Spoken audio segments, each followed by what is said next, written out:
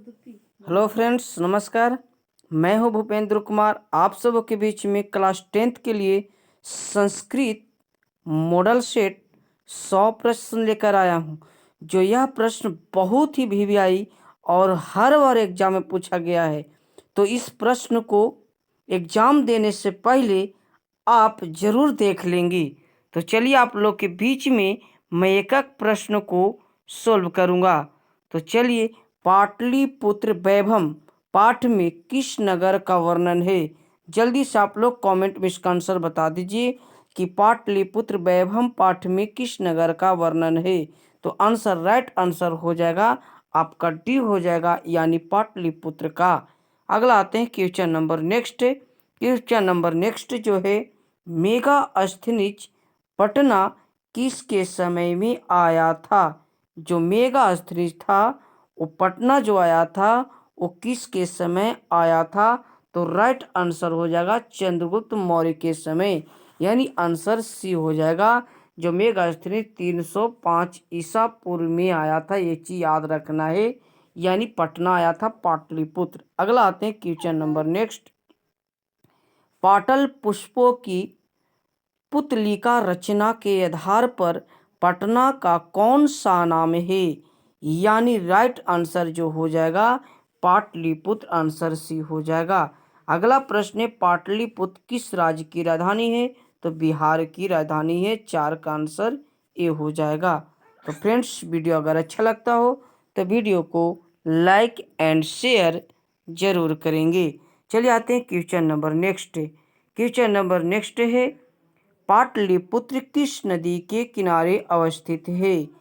पाटलिपुत्र किस नदी के किनारे स्थित है? यानी पाटलिपुत्र जो है वो किस नदी के तट पर बसा है? तो राइट आंसर ये हो जाएगा गंगा। क्वेश्चन नंबर 6, पाटलिपुत्र का बुद्ध काल में क्या नाम था? तो इसका राइट आंसर हो जाएगा पाटलिग्राम नाम था। क्वेश्चन नंबर 7, गांधी सेतु पुल कहाँ अवस्थित है? तो गांधी सेतु पुल पाटलिपुत्र में अवस्थित है। डी आंसर सही हो जाएगा। क्वेश्चन नंबर नेक्स्ट आ जाते हैं, पटना नगर की पालिका देवी कौन है? पटना नगर की पालिका देवी कौन है? तो आंसर हो जाएगा पटन देवी। इसके बाद है, कूटनीतम काव्य के कवि कौन है? तो दामोदर गुप्त, राइट आंसर भी हो जाएगा। क्वेश्चन नंबर नेक्स्ट आ जाते हैं, राजशेखर की रचना कौन सी है?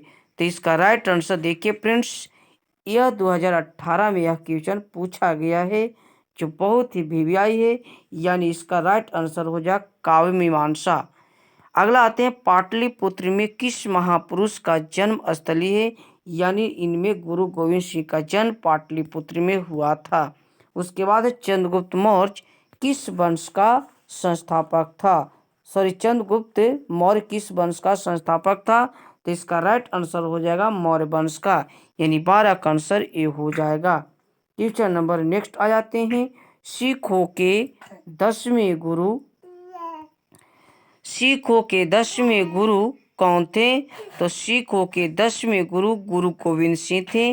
राइट आंसर 13 का ए हो जाएगा। अगला है, पटना किस नदी में गंगा नदी प्रवाहित होती है? पटना के किस दिशा में गंगा नदी प्रवाहित होती है? मतलब पटना की किस दिशा से किस दिशा जाती है? तो उत्तर दिशा से गंगा नदी प्रवाहित होती है, यानी उत्तर से दक्षिण की ओर। राइट आंसर आपका सी हो जाएगा।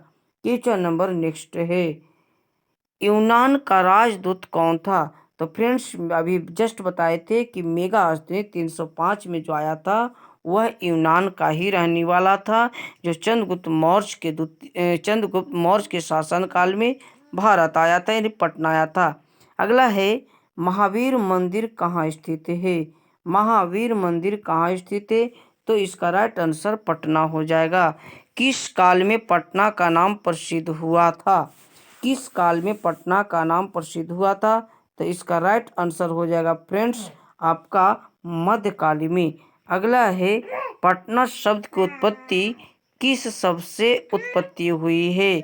तो इसका आंसर हो जाएगा पतन, यानी राइट आंसर हो जाएगा सी। अगला है, गोल घर कहाँ स्थित है? तो गोल घर कहाँ स्थित है? तो गोल घर पटना में स्थित है। अगला है पटना का इतिहास कितना वर्ष पुराना है? तो फ्रेंड्स इसका राइट आंसर हो जाएगा 25 वर्ष पुराना है। क्वेश्चन नंबर नेक्स्ट, एशिया महादेश का सबसे बड़ा सेतु कौन है? तो गांधी सेतु पुल पटना। राइट आंसर फ्रेंड्स ये आपका सी। फ्रेंड्स बहुत वीवीआई क्वेश्चन है, देख लीजिए 2018 में पूछा गया प्रश्न है। अगला है कौमुदी महोत्सव कहाँ मनाया जाता है? तो इसका राइट आंसर हो जाएगा आपका फ्रेंड्स सी, यानी कि पाटलिपुत्र में। पटना के कौमुदी महोत्सव कब मनाया जाता था? तो आंसर हो गया गुप्त काल वंश में मनाया जाता था। राइट आंसर ए हो जाएगा। कौमुदी महोत्सव किस ऋतु में मनाया जाता था? तो कौमुदी महोत्सव जो मनाया जाता था शरद ऋतु में मनाया जाता था। क्वेश्चन नंबर नेक्स्ट है, पाटलिपुत्र पटना के नाम से कब से प्रसिद्ध हुआ? यानी पाटलिपुत्र पटना के नाम से कब प्रसिद्ध हुआ? तो राइट आंसर मध्यकाल में हो गया। क्वेश्चन नंबर नेक्स्ट आ जाते हैं, किसके शासन में पाटलिपुत्र की शोभा तथा रक्षा व्यवस्था अति उत्कृष्ट थी? मतलब सबसे अच्छा किसके शासन में था? तो चंद्रगुप्त मौर्य के शासन में था। अगला आते हैं, पाटलिपुत्र का नामकरण क्या है? तो पाटलिपुत्र का नामकरण कुसुमपुर भी है। क्वेश्चन नंबर नेक्स्ट आ जाते हैं, आलस कथा से। आलस कथा के रचयिता कौन है? तो आलस कथा के रचनाकार हैं फ्रेंड्स आपका राइट आंसर हो जाएगा विद्यापति। अगला है, आलस कथा पाठ कहाँ से संकलित है? तो आंसर हो जाएगा पुरुष परीक्षा से। बी आंसर सही हो जाएगा। बृहस्पति कौन था? तो बृहस्पति कौन था? इसका राइट आंसर हो जाएगा मिथिला का राजा था। अगला है, मिथिला का मंत्री कौन था? तो बृहस्पति कौन था? मिथिला का मंत्री था। राइट आंसर आपका हो जाएगा बी। अगला आते हैं क्वेश्चन नंबर, मिथिला का मंत्री कौन था? तो मिथिला का मंत्री बृहस्पति था, यानी राइट आंसर डी हो जाएगा। अगला आ जाते हैं, मैथिली कवि कौन था? मैथिली कवि कौन था? इसका राइट आंसर जल्दी से बता दीजिए। तो इसका हो जाएगा विद्यापति। 5 का आंसर सी हो जाएगा। अगला आ जाते हैं,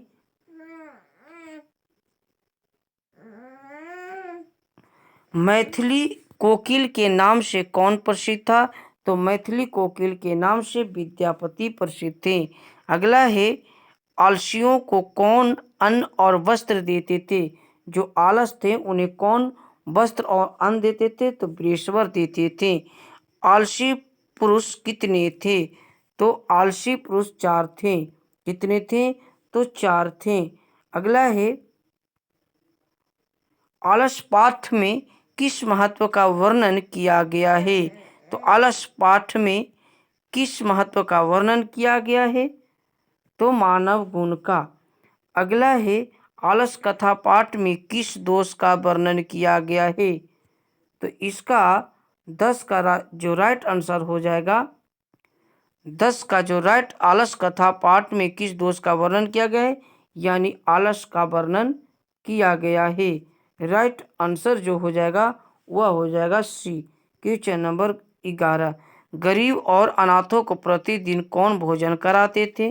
तो इसका राइट आंसर हो जाएगा बृहस्पति कराते थे। क्वेश्चन नंबर नेक्स्ट, मनुष्य को कौन नष्ट कर देता है? तो मनुष्य को कौन नष्ट कर देता है? तो आलस जो ऐसा है मनुष्य को नष्ट कर देता है। क्वेश्चन नंबर नेक्स्ट है, बृहस्पति नाम का मंत्री कहाँ रहता था? तो मिथिला में ही रहता था। बहुत वीवीआई क्वेश्चन है फ्रेंड्स, बहुत अच्छी तरह से इसको याद रखना है। अगला है, कारुणिक के बिना किसकी गति नहीं है? तो आंसर है आलसियों की। अगला है, आलसा में आग क्यों लगाई गई? यानी आलसाला में आग क्यों लगाई गई? तो राइट आंसर 15 का जो हो जाएगा आलसियों की परीक्षा करने के लिए। अगला है आलसशाला में लगी आग को देखकर कौन भाग गए?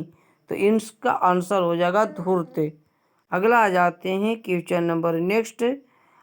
आलसशाला में आग लगने पर भी कितने लोग नहीं भागे थे? तो 4 लोग नहीं भागे थे। राइट आंसर आपका सी हो जाएगा। भीषण भूख लगने पर भी कौन कुछ नहीं कर सकता? भीषण भूख लगने पर भी भीषण भूख लगने पर भी कौन कुछ नहीं कर सकता था? तो इसका राइट आंसर हो जाएगा आलसी, यानी कि ए आंसर सही हो जाएगा। क्वेश्चन नंबर नेक्स्ट आते हैं संस्कृत साहित्य लेखिका से। संस्कृत साहित्य लेखिका पाठ में किसके महत्व का वर्णन किया गया है?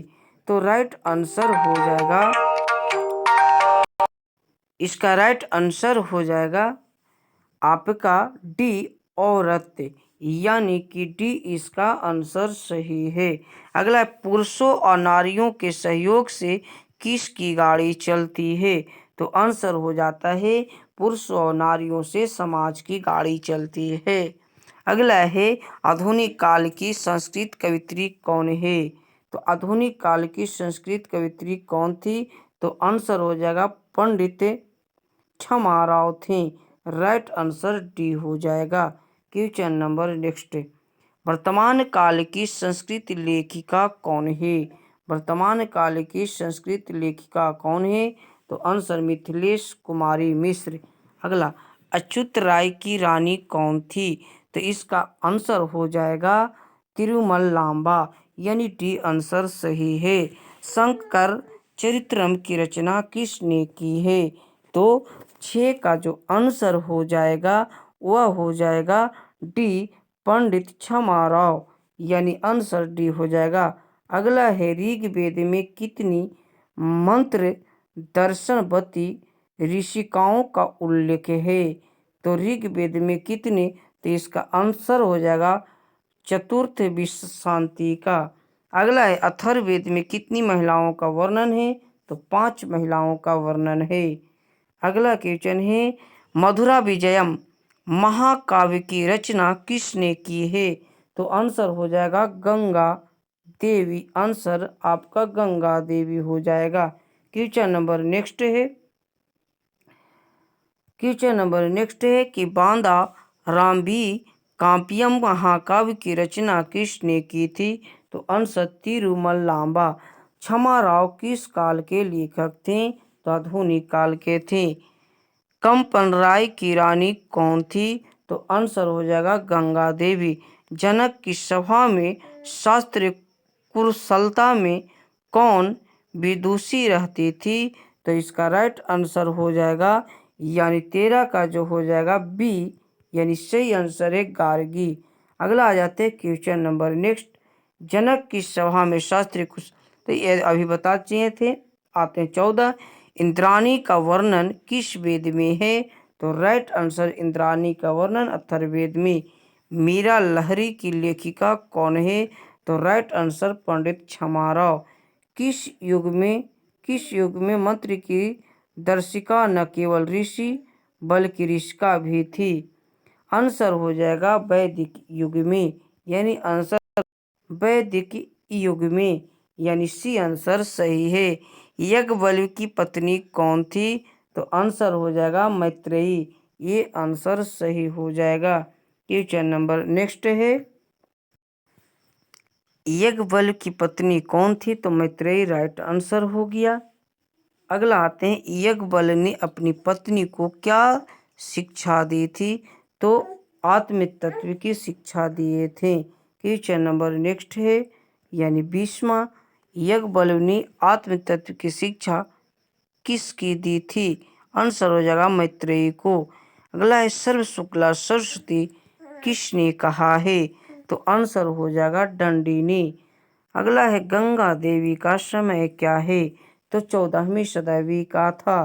अगला आ जाते हैं क्वेश्चन नंबर नेक्स्ट संस्कार से। बहुत अच्छा क्वेश्चन। भारतीय संस्कार कितने हैं? तो भारतीय संस्कार जो हैं वह 16 हैं। भारतीयों में संस्कार से किसका निर्माण किससे होता है? तो आंसर भारतीय संस्कार से भारतीय में व्यक्तित्व का निर्माण होता है। संस्कारों को कितने भाग में बांटा गया है? तो आंसर 3 का आंसर 5 हो जाएगा। यानी संस्कार को 5 भाग में बांटा गया है। जन्म जन्म पूर्व संस्कार कितने हैं? तो जन्म पूर्व संस्कार कितने हैं? तो इसका राइट आंसर हो जाएगा 3। यानी जन्म पूर्व संस्कार कितने हैं? तो आंसर 3 हो जाएगा। अगला आते हैं बचपन में कितने संस्कार होते हैं? तो बचपन में 6 संस्कार होते हैं। क्वेश्चन नंबर नेक्स्ट, शिक्षा संबंधी कितने संस्कार है? तो शिक्षा संबंधी कितने संस्कार हैं? तो आंसर हो जाएगा 5। गृह अवस्था के कितने संस्कार हैं? तो 1 संस्कार है। मरने के बाद कितने संस्कार होते हैं? तो 1 संस्कार होते हैं। किसके गीत देवता भी गाते हैं? तो इसका राइट आंसर भारतवर्ष के गीत देवता गाते हैं। क्वेश्चन नंबर नेक्स्ट, प्राचीन संस्कृति की पहचान किससे होती है? तो संस्कार से। वेद की पढ़ाई शुरू करना किस संस्कार के अंतर्गत आता है? तो शिक्षा के अंतर्गत। क्वेश्चन नंबर नेक्स्ट आ जाते हैं, किस संस्कार के द्वारा मनुष्य गृहस्थ जीवन में प्रवेश करता है? तो कौन सा संस्कार के द्वारा? तो विवाह संस्कार के द्वारा। मरने के बाद कौन सा संस्कार होता है? तो अंत्येष्टि संस्कार होता है। अंत्येष्टि संस्कार कब होता है? तो मरने के उपरांत होता है।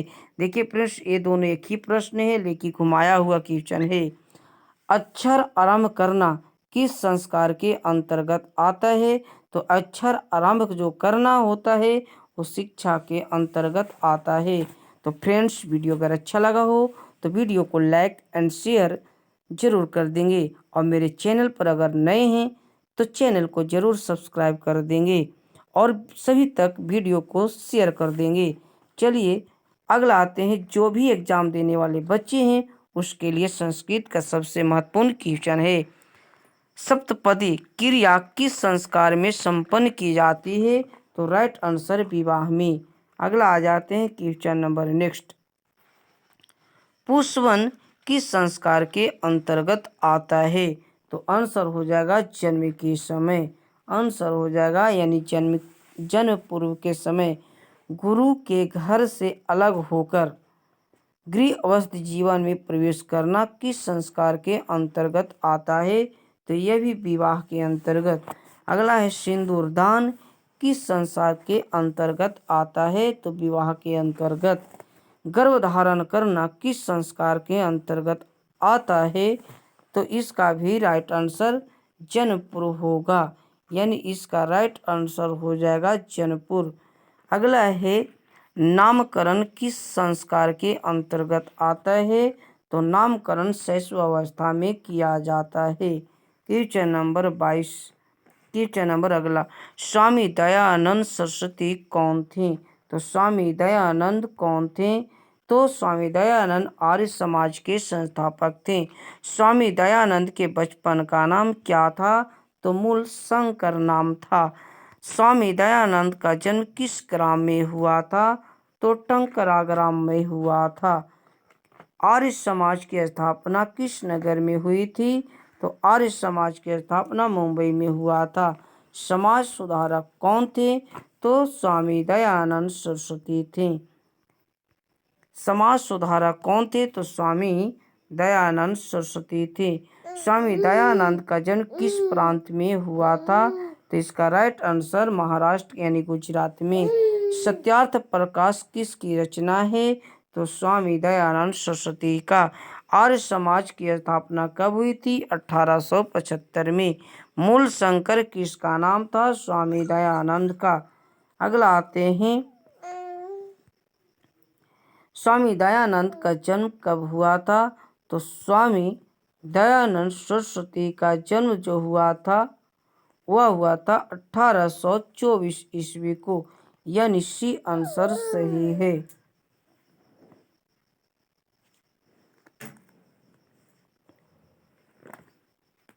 अगला आ जाते हैं, परिश्रमी पुरुष को कौन वरण करती है? आंसर हो जाएगा परिश्रमी पुरुष को जो वरण करती है लक्ष्मी। कर्मवीर कौन है? तो कर्मवीर राम प्रवेश राम था। अगला है, कर्मवीर राम प्रवेश राम ने कहा उन्नत स्थान पाया, ये केंद्रीय लोक सेवा परीक्षा में कहा। अगला है, बालक किसके शिक्षण शैली से आकृष्ट हुआ? शिक्षक के। स्नातक परीक्षा में प्रथम पाकर किसकी ख्याति बढ़ी? तो राम प्रवेश राम की। शिक्षक ने किसे पढ़ाना आरंभ किया था? तो राम प्रवेश राम को। कर्मवीर कथा समाज के किस वर्ग की कथा है? तो दलित वर्ग की कथा है। राइट आंसर हो जाएगा बी। भीखनटोला किस प्रांत में है? तो भीखनटोला बिहार में है। कर्मवीर कहाँ का रहने वाला था? तो भीखनटोला का रहने वाला था। दलित पुरुष का नाम क्या था? तो दलित पुरुष का नाम राम प्रवेश राम था। भीखनटोला देखने कौन आए थे? तो भीखनटोला देखने एक शिक्षक आया था। स्नातक परीक्षा में राम प्रवेश ने विद्यालय में कौन सा स्थान प्राप्त किया था? तो प्रथम श्रेणी से पास किया था। किसकी ख्याति सभी जगह गूंजने लगे थे? तो राम प्रवेश राम की। कर्मवीर ने कौन सा पद प्राप्त किया था? तो महत्तम पद प्राप्त किया था। कर्मवीर राम प्रवेश ने किस परीक्षा में उच्च स्थान प्राप्त किया था? तो केंद्रीय लोक सेवा आयोग की परीक्षा में। परिश्रमी पुरुष को कौन वरण करती है? तो लक्ष्मी, यानी बी। कर्मवीर कौन है? तो राम प्रवेश राम था। गर्भधारण करना किस संस्कार के अंतर्गत आता है? तो जन्मपूर्व के समय आता है। नामकरण किस संस्कार के अंतर्गत आता है? तो शैशवावस्था के अंतर्गत आता है। फ्रेंड्स, ये सारे क्वेश्चन हमने करा चुके हैं। तो फ्रेंड्स, यहाँ से मैं अब लास्ट कर देता हूँ। तो वीडियो अगर अच्छा लगा हो तो वीडियो को लाइक एंड शेयर जरूर करेंगे। थैंक यू, धन्यवाद।